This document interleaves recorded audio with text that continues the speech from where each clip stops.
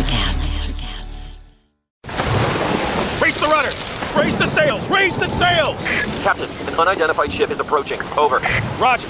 Wait, is that an Enterprise sales solution? Reach sales professionals, not professional sailors. With LinkedIn ads, you can target the right people by industry, job title, and more. Start converting your B2B audience today. Spend $250 on your first campaign and get a free $250 credit for the next one. Get started today at linkedin.com/campaign. Terms and conditions apply. Hold on to your butts. We are changing the course of history as we see it. That is what Wesley demands. Now this affects Iris. Iris, where are you? What you feel only matters to you. I do not entertain hypotheticals. The world as it is vexing enough. Iris, I have a tip for you. Don't take drugs! Or Whatever Movies with Wesley and Iris.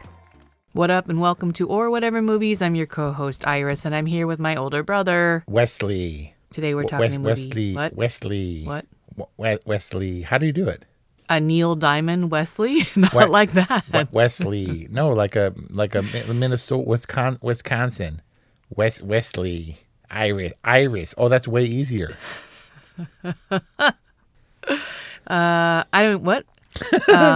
Golden Globe nominee Kate Hudson in Song Sung Blue. Yeah. Thunder and Lightning is the billing. Lightning doesn't go first, and Hugh Jackman wasn't even nominated. I do think she was great in this movie, as long as they were singing, which I really think they were, all the time, live to tape, Wicked style. And in that way, I thought she was really strong. Hugh Jackman, too, sang all those songs and is a known versatile performer and all that good stuff. And because she was nominated, it was surprising to me that he wasn't. But I got no faults with the performances in this movie. It's a big reason why Song Sung Blue works. Why else does it work? It works because of its headlong earnestness. There were some moments for me, I don't know about you, that were so cringy. And I was like, oh my God, it's so difficult to watch. And that is, from my perspective, it would be like putting a Neil Diamond tribute band and having them open for Pearl Jam when they stroll through Milwaukee. It was so, like, for some people, that's like, oh, we love these guys, eh? They're like our favorite, and they live down the street from me. I know them. Oh, man. Sorry, it's hard for me to keep that accent in line, in order. Boy, oh, man. Some of it was eye-wateringly cringy for me. But cringy because it was emotional and it was earnest, or cringy because it was bad? So look, I watched the Song Sung Blue about half of the documentary, which I found wasn't available for streaming. It is available on YouTube for whatever. His opening scene, Lightning's opening scene, Mike, is in his underpants. So all that stuff with Hugh Jackman unnecessarily in his underwear, which made Kelly Ray smile super big, was true to life, which is why they put it, because that dude was just like, I'm going to hang it all out there. And that was his thing. They were so serious and so earnest. I could not help but smile at how all in they went and all the movements and like the dropping to his knees and stuff. And I was like, oh, it's both cringy and admirable, because that's who they were. You know, it's like Elvis fandom. Those people look ridiculous, but they're emulating a ridiculous figure who happens to be taken seriously because of how good a singer he was, how good a performer, I guess. Like Michael Jackson on Hollywood Boulevard looks awkward, but not on stage surrounded by his band. You know what I mean? I've been wanting to see the MJ Cirque in Vegas for so long. And Song Sung Blue really caused me to question why. Like, why would I want to go see an imitation Michael Jackson performance? And it's because these people are larger than life. Yes. And the people who embody them capture that. On this topic, I do have particular experience. I spent a long time in the Midwest in the audience of a tribute band, a cover band, a corporate band, not just of Neil Diamond, but of all bands. And I gained a new appreciation in Irvine's Great Park Concert Summer series when they brought in Jimmy's Buffet, a tribute to Jimmy Buffett. And we went for free. And dude, people were thrilled. It doesn't matter. Well, Jimmy Buffett is dead, but it didn't matter that it wasn't him. The people were having a great time, and they were conga lining, and there were parrot heads. It was crazy and a really fun time, because for Jimmy Buffett in particular, it is about the vibe. Apparently not apparently, evidently, it was for Neil Diamond. It was also about the vibe, because people ate it up, and you're clapping and you're singing along and you're drinking and you're having a great old time. So I developed a newfound appreciation for cover bands or tribute bands, because it's not trying to be impersonators. Like Lightning said, I'm going to go up there and Neil is just untouchable. And because of that, I'm going to do kind of my own thing too. I'm going to make it my own. So it was always Lightning up there and not supposed to be like, call me Neil. And in there lies some admiration, because Jimmy's Buffet, like Thunder and Lightning, are also just there for the party. Is buffet spelled differently than Buffett? Jimmy Buffett has one T. No, two T's. But Buffet has one T. An important distinction. You came into this movie with an appreciation, an understanding of what these people do. Yes, because it wasn't Neil Diamond songs that brought me in. What? Neil Diamond is a major blind spot, and to see Eddie Vedder, or an Eddie Vedder impersonator, So awkward. I guess, sing Neil Diamond, I was like, wait, what? Were you aware that Thunder and Lightning, a Neil Diamond experience, opened for Pearl Jam, your favorite band of all time? I had no idea. Take it easy. No, there was a brief moment of my life where Pearl Jam surpassed everything else in terms of musical importance. They were my band. I'm sad to say that Pearl Jam taught me that it is possible to grow out of your extreme passions, that you don't have to be tied as a lifelong fan. Like I barely listen to the new stuff or indeed even the old stuff anyway. I did not know. I thought, is this how this happened? And I corroborated it. I verified it in the Song Sung Blue documentary where Eddie Vedder introduces them, and it's super odd. Calls them Lightning and Thunder and does his typical kind of mumble kind of thing. Please, hope you guys like it. Lightning and Thunder, yay. And they bring him out, and he does his monotone, grumbly delivery. And Eddie Vedder he's propelled by rage. And he felt that if he wasn't hurt or bleeding at the end of the show, he didn't give a good enough performance. That is not showmanship. And Thunder and Lightning they're gesticulative and arms waving and clapping and come on, you know the words. And Eddie Vedder was not that. So he kind of mumbled through a verse of the song where he did guest with them on stage, but it's so different. I forget the question. You weren't aware that this had happened, but you verified that it did indeed happen. And you are a card-carrying member of the Pearl Jam fan club. I am, because if you give it up, you can't get it back. You lose your membership placement. So don't hate on the Jam, but if you were at that concert, if Thunder and Lightning, the Neil Diamond experience, opened for Pearl Jam when we saw them in the Czech Republic, how would you have reacted if they had shown up? It would have been fine. Look, Pearl Jam is known for its earnestness, for its acceptance, for inclusion, and for being kind and raging in your own little bubble. But you're always going to catch the people that jump from the rafters or into the crowd or whatever. It's a supportive environment. People would have embraced it and had a great time like they did in real life. Unlike the biker bars, who legitimately in movies there you can be saved, right? Like, Thunder can step up and sing Patsy Cline and win the bikers over or something. But in real life, they booed Lightning. And Lightning, you can see him head down, get kicked off the stage, and the spotlight tracks him all the way off stage and down the stairs. It's illuminating his exit, and no one is there to save him. The bikers are throwing stuff and booing at them, and he walks all the way off a surprisingly long stage for a biker bar performance.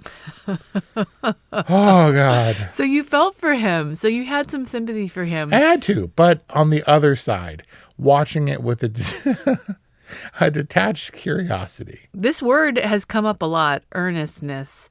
This is what made Song Sung Blue work in a big way, and it's definitely what sold Brian on Song Sung Blue, who is a huge fan, who laughed, who cried. What? Who raved about this film. Yes. Was he? I thought you were going to say a pre-existing Neil Diamond fan. Well, his dad is a good old boy, so of course he's a Neil Diamond fan. Interesting. Kelly, I said we're going to watch it, and she was resistant, man, and then was smiling throughout, not even just because of the underwear scenes. Thoroughly charmed. Like, you can't, there are a lot of ways to cover your white neck past, but you can't escape from it entirely. He loved it. He loved Song Sung Blue, the Kate Hudson, Hugh Jackman movie. Brian loved it. Yes, and was that just a white person to white person comparison that you made? No, it was between Brian and Kelly. Well, he's less of a blind spot for Kelly than he was for me, because at points she was singing along, but the smile on her face was basically there the entire time, as much as she won't like to admit it. I'm also a Sweet Caroline Only fan, because it's just such an iconic karaoke bar song. Yeah, but also and sporting events and stuff, yeah. But I'm also a fan of show people who want to share an experience. And so their larger-than-life showmanship, at least on stage, was really moving for me. The performances, wrapping up, I guess, this thought is the performances really worked. They did. And Kate Hudson was so comfortable on stage, and Hugh Jackman, like if Hugh Jackman didn't become Wolverine, like that this is what he would have done with his life, kind of a thing. Oh man, yeah. But it's hard to get rid of because he's got veiny arms, and he like changed his shirt and he was all buff and hairy and stuff. And I was like, Wolverine, he almost got taken down by a lawnmower heart attack. That was weird. But other than that, aside from the Wolverine connotations, associations, it was, yeah, definitely his performance, and seemed like something that they both would have been thrilled to do. It makes me a little sad to think of them on the other side. Like, not like I want to portray Thunder and Lightning the way they deserve to be seen. Like, they deserve major Hollywood recognition. It was probably the two of them approaching it like, I can sing, I can play, and we would be doing that throughout. And this sounds like a lot of fun and a good vehicle for my talents that are otherwise only seen on like the Oscar stage, you know? I didn't know that Kate Hudson could sing and could throw down. I'm not sure if Hugh Jackman was actually playing the instruments, Russell Crowe style, but they both surprised me. I knew that Hugh Jackman could sing and he could dance, and they both surprised me in a big way. That talent that hadn't been demonstrated to my knowledge on screen before is what got Kate Hudson, in particular, her Best Actress nomination. Yeah, apparently Kate Hudson feels more comfortable on stage singing than she does acting, which makes this kind of a wonder that she hadn't done. Maybe she just hadn't had the opportunity to do a movie like this before, but she definitely pulls it off. You bring up the lawnmower heart attack, which I think brings us in this discussion to why or how maybe Song Sung Blue doesn't work. And I'll open that up by saying the threats in this film don't really pay off, or at least they're not real threats. Do you know what I mean? Yes. You saw the car coming from a mile and a half away, and you're like, hey, there's a car back there. Hey, Turner, hey. And the car kept coming, and it happened twice. How many cars? And Kelly's like, okay, but you get a new house, right? I was like, yes. How many cars have to run into your house or your people until you move? I don't think that they can afford the new house. At that point, they had opened for Pearl Jam and they had their big moment, but I don't think it was enough. I don't think it translated to money. The film practically opens with him in his dentist chair confessional, where he's like, where his manager dentist is like, you haven't paid your mortgage. And I'm thinking, there we go. There's some stakes, or there's the threat. And he doesn't lose the house. And then she loses her leg, and he manages somehow to pay off or at least outrun the exorbitant medical bills. Like the financial threat and the health threat that are set up really early in this film never really are never real threats to our characters. It changed. Well, I'm going to disagree with that because it changed so significantly in the middle of the movie where I was like, wait, this is what we're doing? So I immediately wrote down this film's new title, which is $1,000 Baby. I thought, oh man, now it's just sad. But we were forced into I'm going to totally like steal a laugh from another episode and put it under $1,000 Baby because that deserves a laugh. That's just awkward and also spoiler. I can't help you. And then it became this other drama where we're forced into her sadness and sort of checking out and him, stumbling around and crying and stuff and raging. So I do feel like the stakes were there, but it was the only way out of it, of this movie, was she was going to die. He was going to die before they were going to get back to, the stage, or she would have her, like she said, she's like, I just want to sing and shine. And I was like, well, then do that. How long are you going to force us into this thing where you're like in a coma emotionally and you're just going to like, lay around? Get up and say, oh God. I was so frustrated because they put her up on her, tottering around on her fake leg. And then she was on stage for the whole time. And he's doing his Neil Diamond thing, but she's swaying and singing. Just get that lady a stool. It's not like she works at the grocery store in the checkout. She's allowed to sit down when she plays the keyboards. But nothing was stopping her from continuing her dream. Take a little bit of time to recover. Apparently the meds threw her for kind of a loop. But we knew where it was going, which I think is why the stakes felt light. But given the time period, I fully kind of expected, because I had no idea what this movie about, what it was about, where it was going. I fully expected she was going to join or co-form the Lieutenant Dan Band and sing for veterans or whatever. He was the veteran, but she was the amputee. So weird melding of their two characters there. But the film needed the false defeat of her injury and the addiction and the depression that followed, so that they can come roaring back and she could have her moment where she says that she wants to be thunder again, and the kids look up and Brian cries and everyone's happy because this is the promise of this film. But Jesus, I was yelling at the screen. I was like, take a heart pill. What the F? Like the stakes were light and manufactured in that the only way that you could make the episode of the mom's accident more traumatic for the daughter is then proceeding to have your own medical crisis and forcing your stepchild to shock you unauthorized with the paddles in the hospital.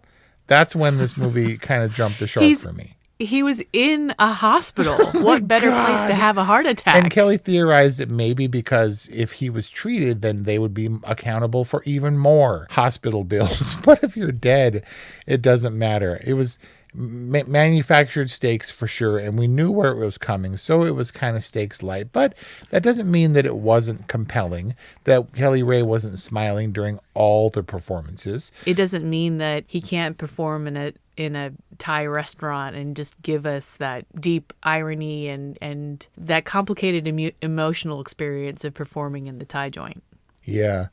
When he was on stage, before he dropped to his knees in the big performance, Kelly said, oh my God, I thought he was falling, like he was going to take a header off the stage. Was that what you were thinking as well?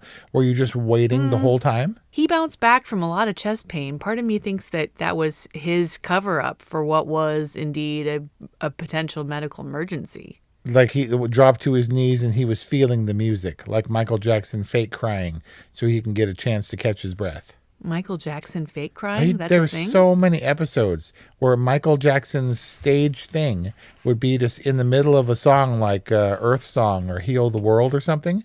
He would put his arm over his eyes and cry, and everybody would lose their minds. I think he just needed a breather. But I think this is the point. There was less, I think, triumph of the sellout crowd in the big, Pearl Jam theater, because we were I think for the audience, it was manufactured so that we were just waiting for one of them to eat shit. Like, it was, one of them was going to fall and it was going to be terrible. And so that performance was colored by the dread of the certainty that something bad was going to happen, at least for us. Well, it's a great way for the filmmakers to keep the tension up throughout that final performance, because those are the stakes of this film. Them being able to live out their dream. That's what all of the obstacles were threatening. And so they're finally living it out. You want it to be a success for them. And everything else is just, an impediment for that. So yeah, I guess that makes sense. But is that what this story is about? It's a little bit confused between this dream of music and it being a You Complete Me story. Then I started to think maybe the music and these characters are inseparable. Oh. It was simultaneously an achievement of their dream as well as a full consummation of their relationship, of their You Complete Me story. Too much? A very specific portrait of a certain kind of person. I was like, you better make me care. You have to win me over, Song Sung Blue, because I am not a Neil Diamond fan. Do you know what my chief Neil Diamond reference was going into this movie? What? Neil Diamond was only the dude, aside from Sweet Caroline and baseball events and stuff, who sang, "We're coming to America" at the end of Born in East LA. Spoiler. Really? Oh my God. That's it. And I was like, okay, this is a very specific kind of movie, and I have to be like accepting and not sad. When he was serious about, I'm going to get my $15 or whatever. And he's like, oh, come on, is your car, do you need an oil change right now? And I was like, he's being funny. And then he actually changed that dude's oil. And I was like, oh, that's so sad. And so I had to get past that. But the earnestness won me over. When he was performing for AA, wouldn't the people, because at that point I had no reference for who he was, wouldn't people be like, he has a guitar, why is he singing? Oh my God, he's going to sing in the AA meeting? But it's just who... You mean just the inappropriate, like, contextless performances? Yeah, you don't have to bring your guitar, bro. And he's just like, I like to move, I like to rock, and they won me over. But boy, can you imagine theatrically how we were all up in their faces? The point I'm trying to make is, for these characters, it was great. Like, she looked great, and she had a real person's body, and they were like gleeful and laughing and getting naked and stuff, and it was just so unapologetically them. And these characters in their age and in their life and in their, he wants to be cool and he wants to be lightning and the rock guy. But, I can do Neil, but Neil is you can't touch Neil. He's got such a place of prominence. Like, you'd have to do him justice. And he really tries. And that's what really got me, was the earnestness and just how honest the portrayal was for the actors of honest, unassuming people who were living their little Midwestern lives. I didn't cry, but it took me about 45 minutes into this movie before I realized that this was dated from 30 years ago. I just thought it was the Midwest, like somewhere in middle America, and they still drive those cars and they dress like that, and that's what their hair is like. Is that bad?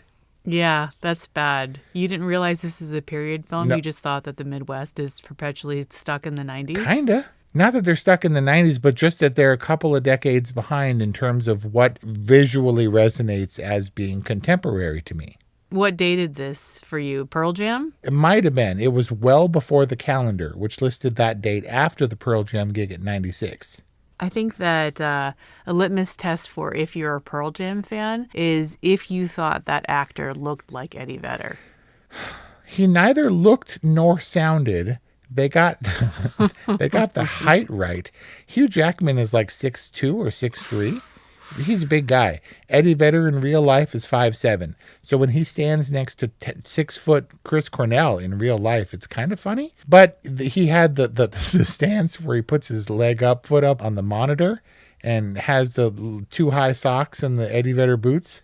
It was all in place. It's not what Eddie Vedder looked like at the time. It's like the Mark Zuckerberg social network effect where Eddie Vedder's like, well, at least they got my wardrobe right. Right? Yeah, we should talk about that in interview style. Because I thought that guy looked nothing and sounded nothing like Eddie Vedder. And Brian was like, what? I think he's great. Because Brian is not a Pearl Jam fan. Brian is as much a Pearl Jam fan as I am a Neil Diamond fan, at least going into this movie, right? And he's got some bangers. He's got some sing-along ones.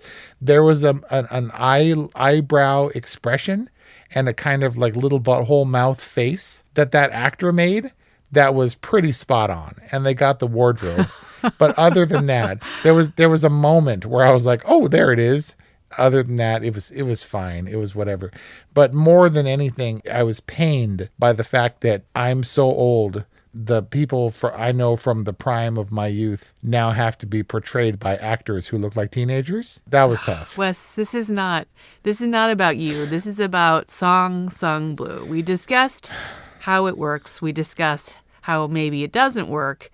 Did overall Song Sung Blue work for you? It did, but it was like Fargo. Did Fargo work for me? Absolutely. Do I want any part in the lives of any of those people up in Fargo and up in Minnesota? Not at all. Milwaukee. Right. I'm talking about Fargo. Of course, but it's such a picture of a life that is not mine. They had to sell me and earn its place for my viewership.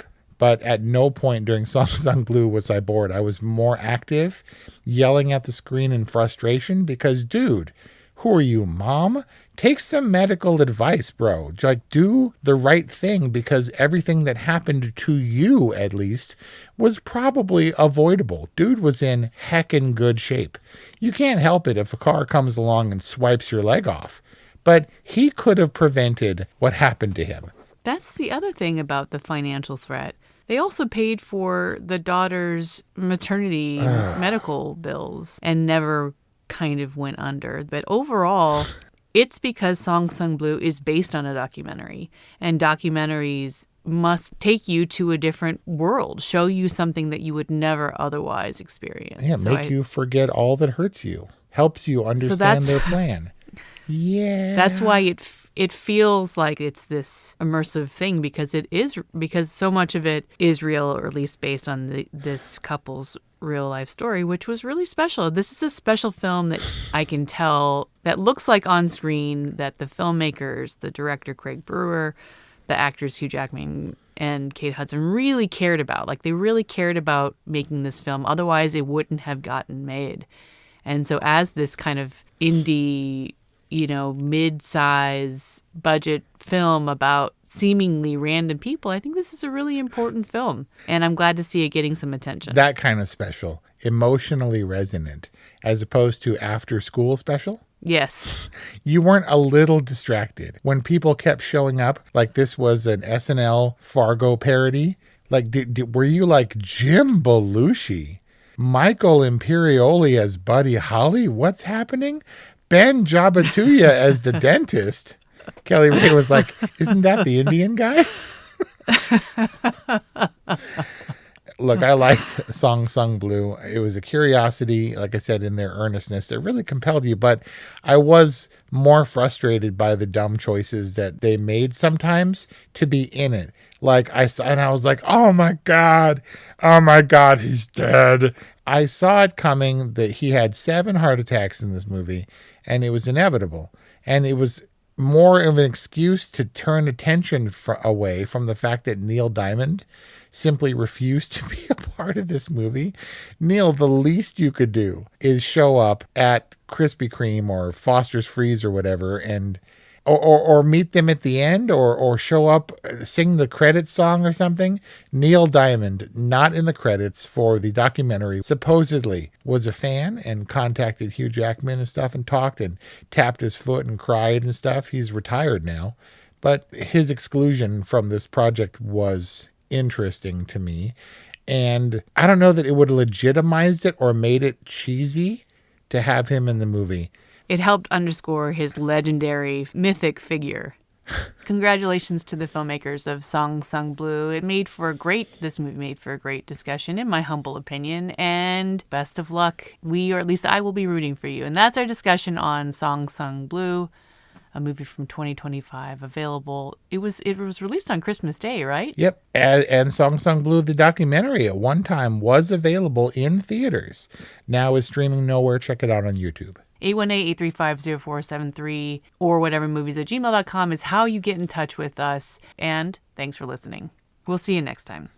Welcome to Transforming 45, the podcast that celebrates the incredible power of passionate voices. I'm your host, Lisa Boat.